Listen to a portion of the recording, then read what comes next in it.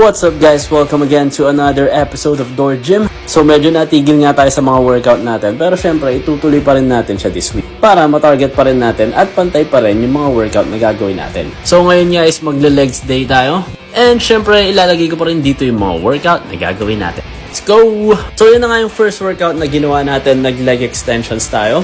At ginawa natin yan for 10 reps and 3 sets. So napaka-solid nga na exercise niyan para ma-isolate yung pag-target natin sa quads natin. So dahil nga nakasetup na rin tayo, ang next workout na ginawa natin is nag-leg curls naman tayo.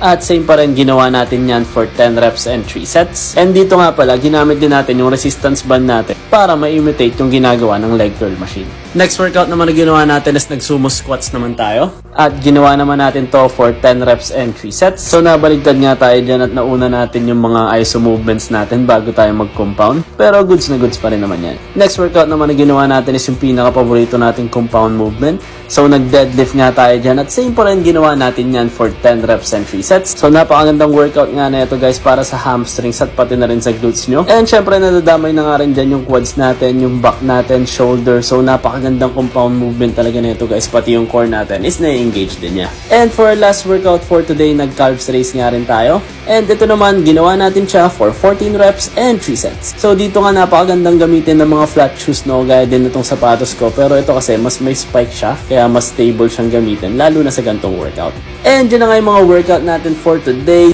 At syempre, kung kailangan nyo pa rin ng mga gym equipments para sa mga home gym nyo, check nyo lang yung TikTok shop ko. Or kung beginner ka naman at kailangan mo ng mga beginner workout, check nyo lang yung bio ko.